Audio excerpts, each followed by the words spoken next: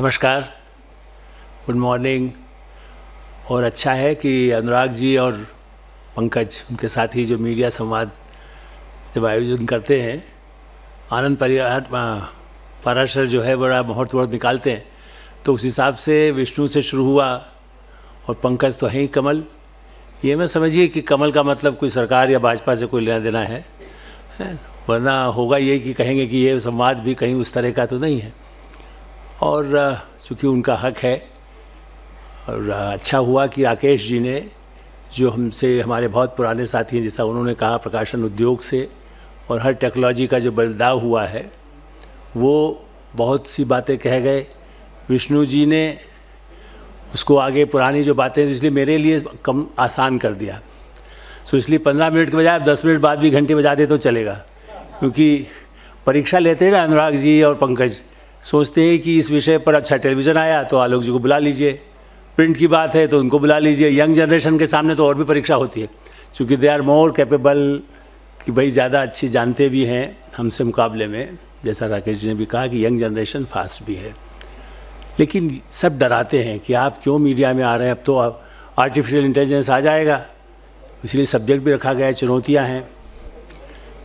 तो ये सही है कि जब मैंने शुरू किया था तो तार से खबर भेजते थे। पता आप लोगों ने कभी, इस बच्चे जो यहाँ पर यंग हैं, उन्होंने कभी तार तो समझा नहीं होगा कि तार से भी कोई खबर भेजता होगा। तब खाली एक आता था, बच्चे का जन्म हुआ कि बच्चे के घर में ये विवाह समारोह है तो तार भेजा जाता था। तो एक ज़माने में, कभी आप गूगल में करके देखिएगा, वहाँ से लेके अब आर्टिफिशियल इंटेलिजेंस तक आ गए। बीच की यात्रा तो कंपोजिंग की तो बता दी गई आपको पहले भी विष्णु जी और राकेश जी ने। तो डरना तो है ही नहीं। और मैंने इत्तेफाक है कि तार से शुरू किया, एजेंसी हिंदुस्तान समाचार में काम किया, अखबार में काम किया, साप्ताहिक हिंदुस्तान में काम किया, मैंने इमरजेंसी में काम किया, इमरजेंसी से पहले काम किया। तो हर बार परिवर्तन तो हुए हैं, टेक्नोलॉजी में भी हुए हैं। और फिर जर्मनी गए तो रेडियो में काम किया। इसीलिए मैं कह देता हूँ कि भाई आपने 15 मिनट रखा, मुझे 10 मिनट दे दीजिए, मैं उतना ही बात कर लूँगा, क्योंकि एजेंसी में छोटा लिखना होता था एक ज़माने में, और रेडियो में यदि आपको बोलना है तो और कम होगा।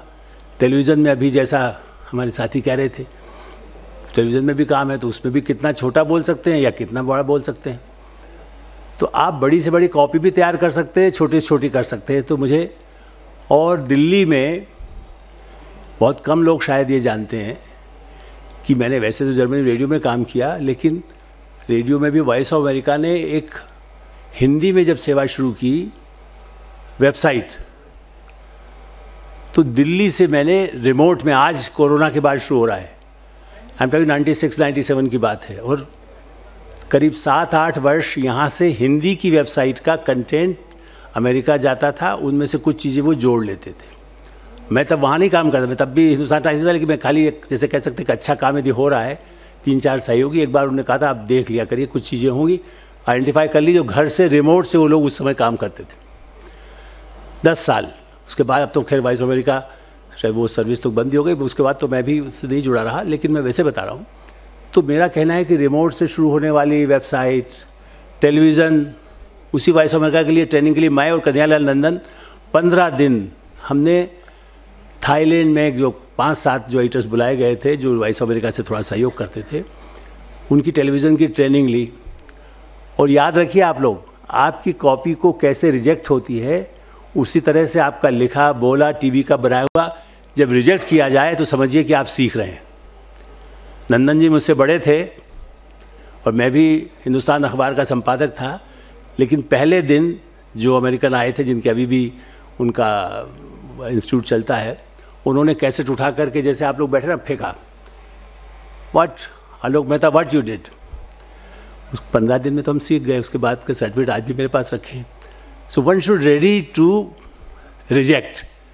लोग कहते हैं मुझे पास नहीं किया तो जाके समुद्र में कूद जाऊँ, यमुना में कूद जाऊँ। रिजेक्ट करने के बाद अमिताभ बच्चन को भी रेडियो में रिजेक्ट कर दिया था। अब काम की बात, आर्टिफिशियल इंटेलिजेंस में ये सही है कि टेक्नोलॉजी का बहुत लाभ है, बहुत जल्दी मिल जाता है, लेकिन बिना टेक्नोलॉजी के भी, नाम नहीं लूँगा चूँकि अब दुनिया में नहीं रहे, राकेश जी और हम दोनों वहाँ काम करते थे और बहुत अच्छे इंसान भी थे।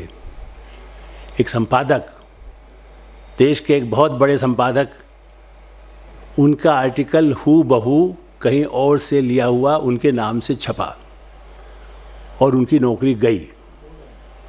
नहीं, पूरा लेख था सर, मैं जानता हूँ ना, मैं इसीलिए कह रहा हूँ पूरा बैकग्राउंड।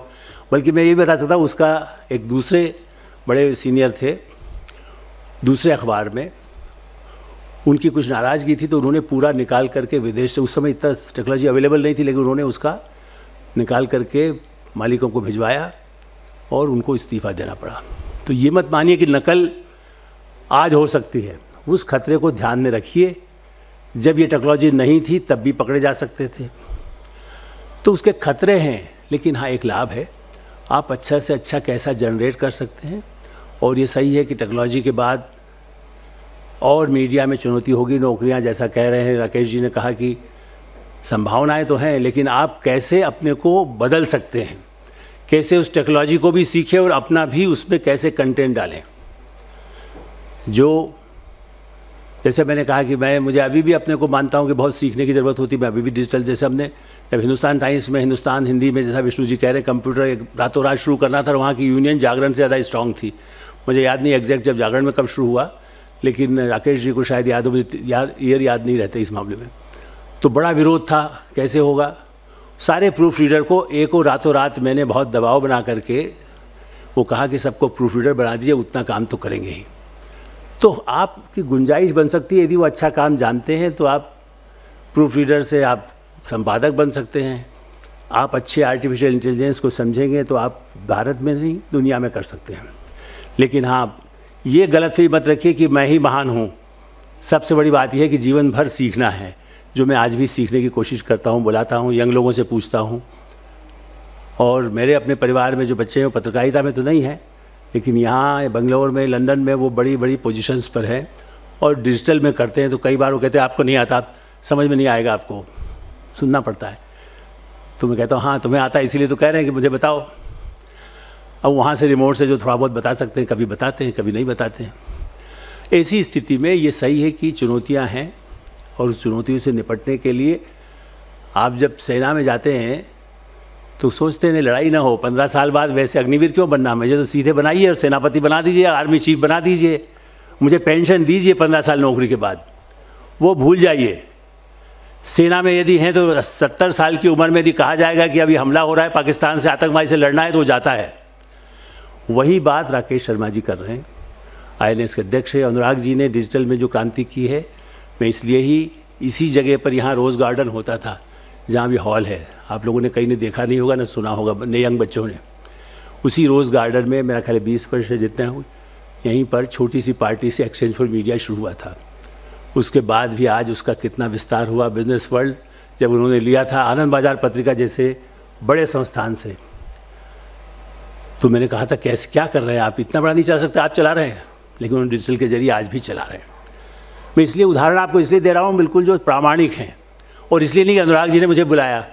मैं 5 मिनट देर से पहुंचा तो आनंद पर उनका पाराशर का मैसेज आ गया था कि आपका लंच और डिनर नहीं मिलेगा, 5 मिनट लेट आ रहे हैं।